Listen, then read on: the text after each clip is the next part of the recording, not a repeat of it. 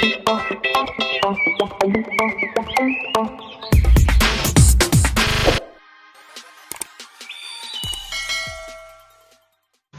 siswa kelas 6 di seluruh Indonesia. Selamat datang di channel Belajar Bersama. Kali ini kita akan belajar di kelas 6.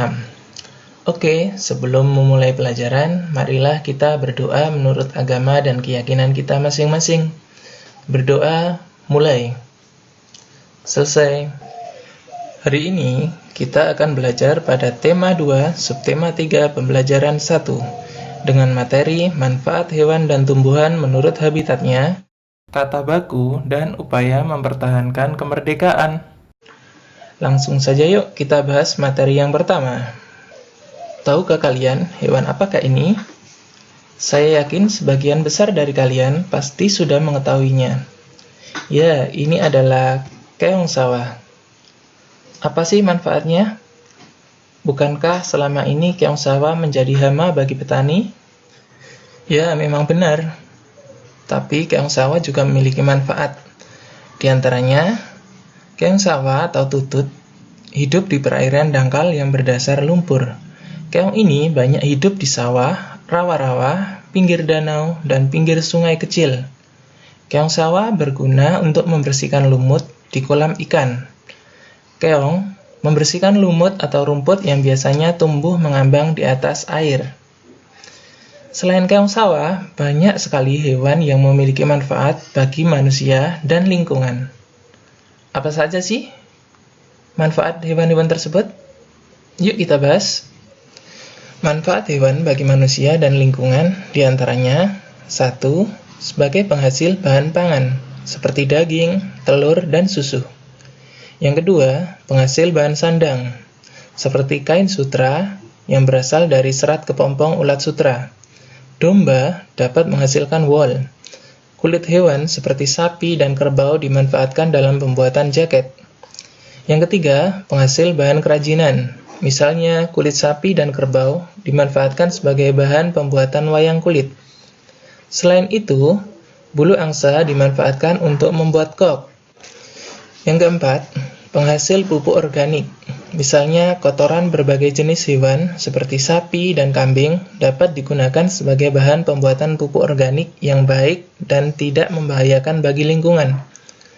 5. Penghasil tenaga, misalnya tenaga gajah dimanfaatkan untuk mengangkut kayu, tenaga kuda dimanfaatkan untuk menarik delman, dan tenaga kerbau dimanfaatkan untuk membajak sawah.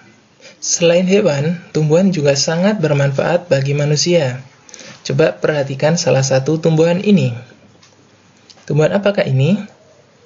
Sebagian dari kalian pasti sudah tahu. Ini adalah beluntas. Beluntas adalah salah satu tumbuhan semak. Tumbuhan ini memiliki banyak cabang dan berusuk halus. Beluntas dapat tumbuh di daerah kering, tanah keras, dan berbatu. Tingginya bisa mencapai 3 meter. Dengan habitat dan ciri fisiknya tersebut, beluntas banyak dimanfaatkan sebagai tanaman pagar. Banyak rumah-rumah menggunakan beluntas sebagai pagar hidup. Selain beluntas, banyak sekali tumbuhan atau tanaman yang dimanfaatkan oleh manusia. Dimanfaatkan untuk apa saja? Mari kita bahas bersama. Manfaat tumbuhan bagi manusia dan lingkungan. Yang pertama, tumbuhan banyak dimanfaatkan untuk bahan pangan. Misalnya bagian tumbuhan yang dimanfaatkan untuk bahan pangan diantaranya batang, daun, bunga, buah, dan biji. Yang kedua, untuk bahan sandang. Misalnya serat kapas dapat dimanfaatkan untuk membuat kain katun. Yang ketiga, bahan bangunan. Misalnya kayu dari pohon jati, pohon kelapa, dan pohon meranti dimanfaatkan untuk bahan bangunan. Yang keempat, bahan obat. Misalnya jahe untuk mengobati batuk, daun kumis kucing untuk mengobati ginjal, daun jambu biji untuk mengobati diare.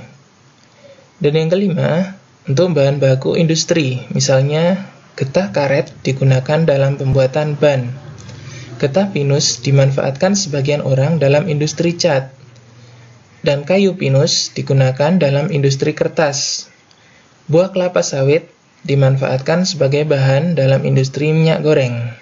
Yang keenam, sebagai bahan pewarna alami, misalnya sawi dan daun pandan untuk warna hijau, wortel pewarna jingga, dan kunyit untuk pewarna kuning. Dan yang ketujuh, menjaga kualitas air, misalnya tanaman bakau menjadi penyaring alami dari air laut menjadi air tawar. Selain itu, tanaman bakau juga bermanfaat untuk mencegah terjadinya abrasi. Tahukah kalian, gambar apakah ini? Ya, ini adalah naskah teks proklamasi yang asli yang ditulis tangan oleh I.R. Soekarno. Selanjutnya, bagaimana dengan gambar ini? Ya, ini naskah proklamasi yang sudah diketik oleh Sayuti Melik. Tahukah kalian siapa beliau ini? Ya, beliau adalah B.M. Dia. Beliau adalah salah seorang pemuda yang ikut hadir pada saat persiapan proklamasi kemerdekaan. Ia mengambil naskah asli proklamasi dari tong sampah, kemudian disimpannya. Ia menilai bahwa teks tersebut memiliki sejarah tinggi. Naskah asli itu disimpan B.M. Dia selama 46 tahun 9 bulan 19 hari, kemudian dikembalikan kepada bangsa Indonesia. Dia membawa naskah asli proklamasi kemerdekaan Indonesia pada hari Selasa pagi, tanggal 19 Mei 1992, pukul 10.30, dan menyerahkannya kepada Presiden Soeharto. Naskah itu kemudian disimpan oleh Arsip Nasional atas anjuran Soeharto. Keputusan B.M. Dia untuk menyimpan naskah asli sangat tepat. Seluruh bangsa Indonesia sampai sekarang dapat menikmati naskah asli proklamasi dan belajar banyak dari kejadian saat itu. Apakah kalian tahu perbedaan antara kedua teks ini? Ya, pasti yang pertama, yang satu ditulis tangan dan yang kedua diketik. Selain itu, ada perbedaan di antara dua teks ini. Di antaranya, yang pertama yaitu kata proklamasi diubah menjadi proklamasi dengan ditulis huruf besar. Yang kedua, kata hal-hal yang disingkat diubah menjadi hal-hal yang dipisah dengan tanda pemisah.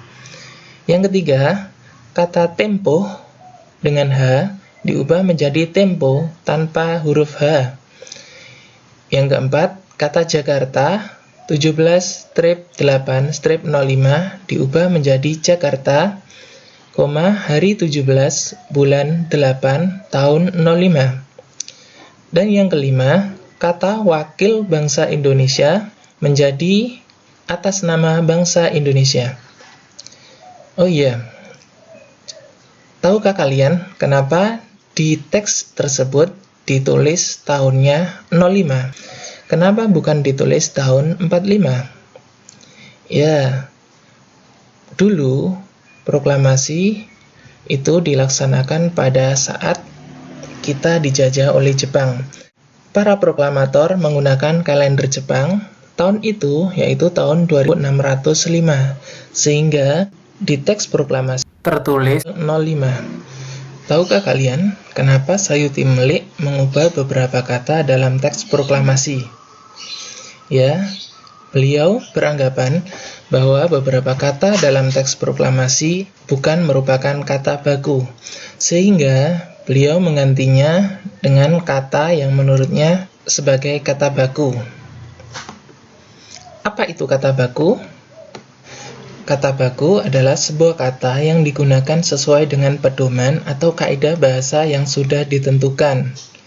Biasanya kata baku digunakan dalam situasi resmi, penulisan dan pengucapan sesuai dengan pedoman ejaan yang disempurnakan. Mari kita lihat beberapa contoh kata baku berikut. Contoh kata tidak baku. Di sini ada nasihat menggunakan huruf E. Kata yang baku dan benar adalah nasihat menggunakan huruf I.